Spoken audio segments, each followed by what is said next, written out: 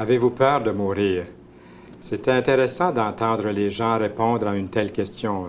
La première entrevue que je retiens, là, c'est la dame qui dit « Oh, je n'aime autant pas y penser. Oui, j'ai peur de mourir. » Et puis d'autres disent « Non, j'ai pas peur.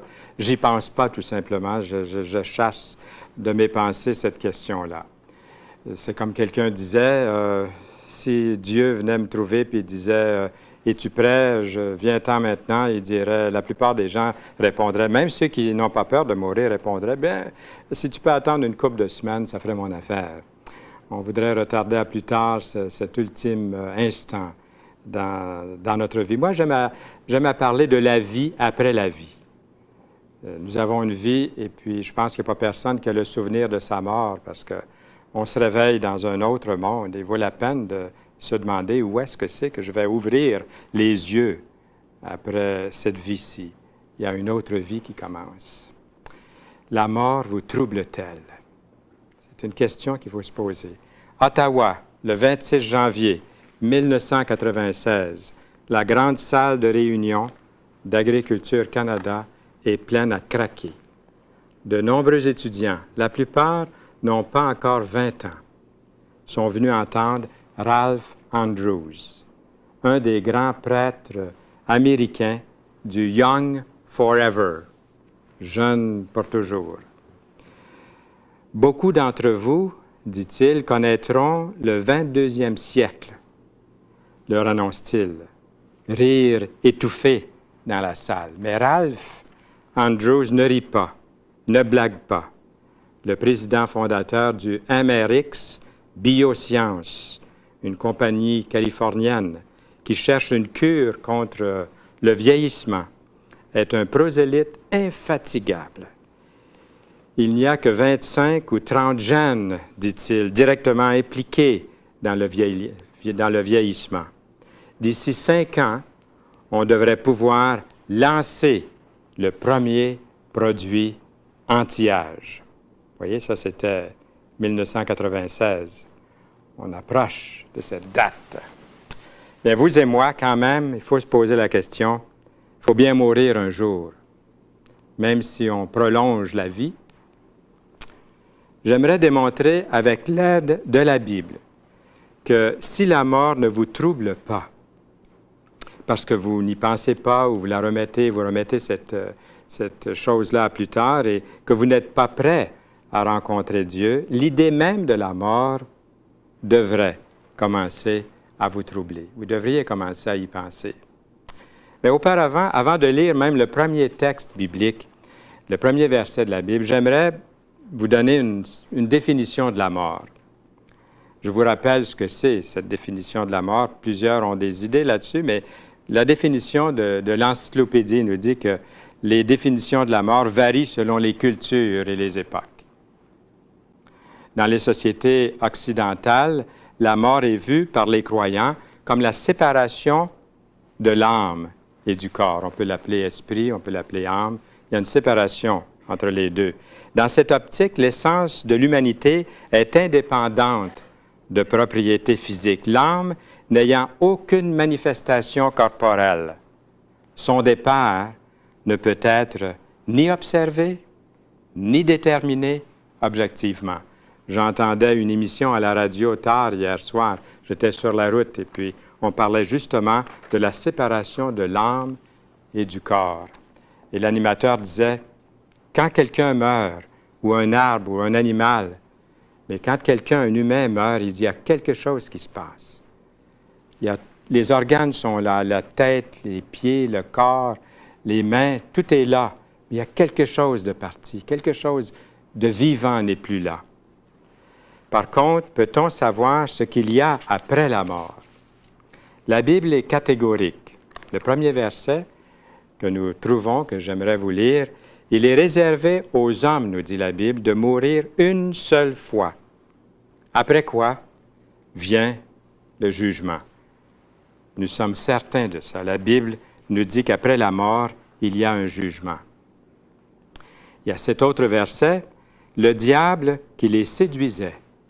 Pour ceux, par exemple, qui diraient qu'il n'y a pas d'enfer, nous lisons, le diable qui les séduisait fut jeté dans les temps de feu et de soufre, où sont la bête et le faux prophète, et ils seront tourmentés jour et nuit, au siècle des siècles.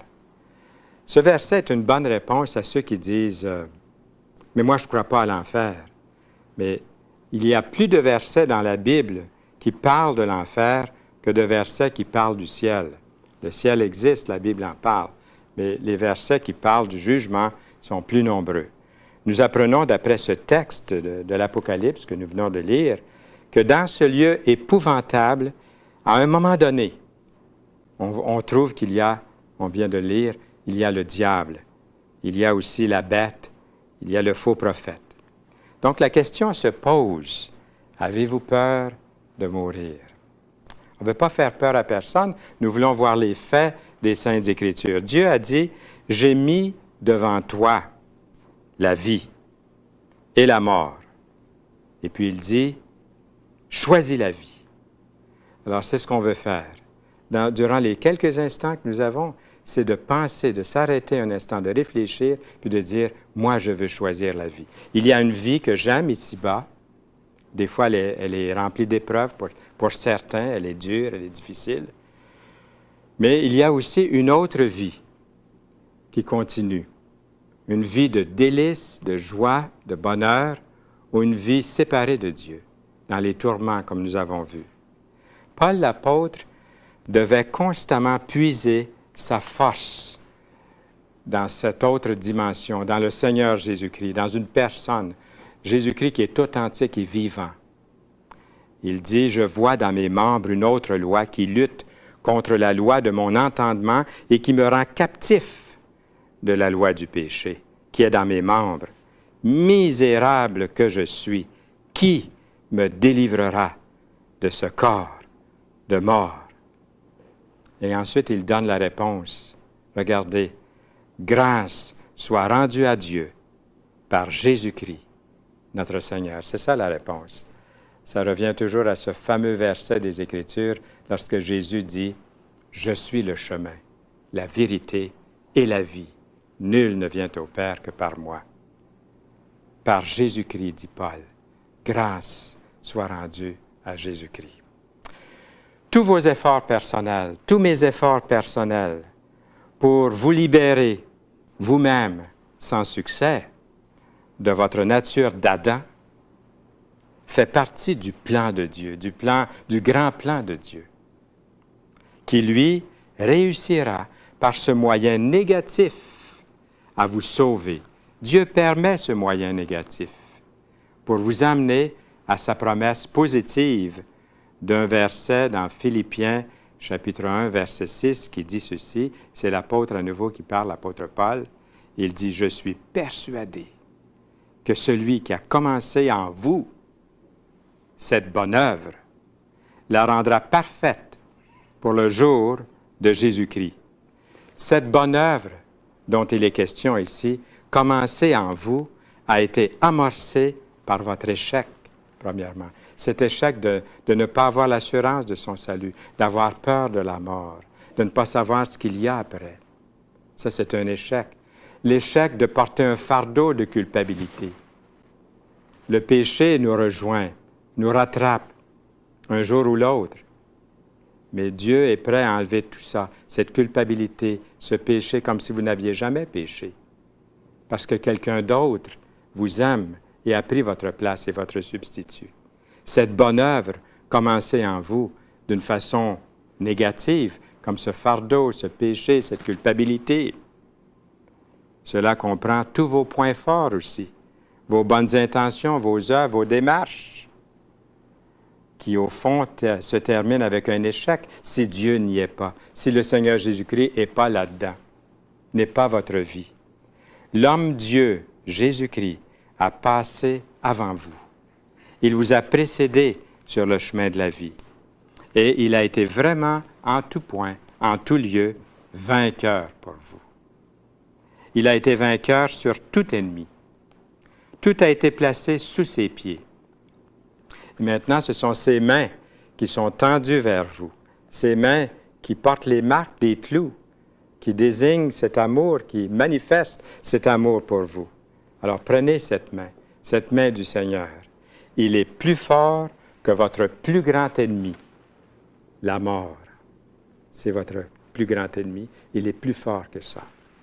La solution, nous avons ce texte dans Jean 5, 24 qui dit « En vérité, je vous le dis, celui qui écoute ma parole et qui croit à celui qui m'a envoyé a. » Il ne dit pas « aura », a, à partir de maintenant, vous pouvez avoir cette vie, cette assurance. A la vie éternelle et ne vient point en jugement, mais elle est passée de la mort à la vie. Aujourd'hui, en Occident, le coût d'un engagement dans la foi n'est pas aussi élevé qu'autrefois. Mais les moqueries puis le mépris remplacent souvent la persécution ouverte des années, des siècles précédents. Que vont penser les autres si je lis la Bible, si je deviens croyant? Que vont-ils dire si je m'engage sérieusement dans la foi? Peut-être qu'ils vont dire, pauvre toi, tu t'es fait embobiner, tu ne deviens pas un petit peu fanatique. Nous avons peut-être donné aux autres une image de nous-mêmes, l'image de l'incroyant ou du sceptique, de la personne qui est réservée, qui fait tout avec modération.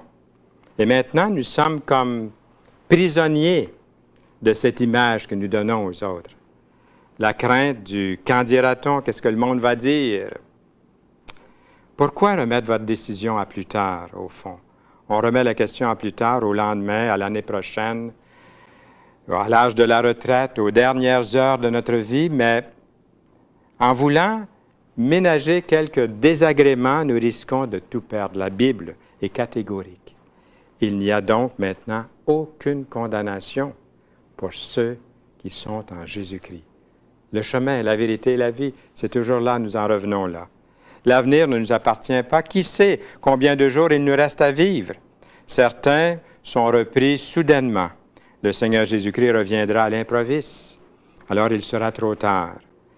Différer la décision à plus tard? Qui nous dit que l'engagement sera plus facile dans l'avenir? Prenez l'engagement pour le Seigneur Jésus-Christ. Aujourd'hui, faites le pas décisif. Donnez votre vie à Jésus-Christ.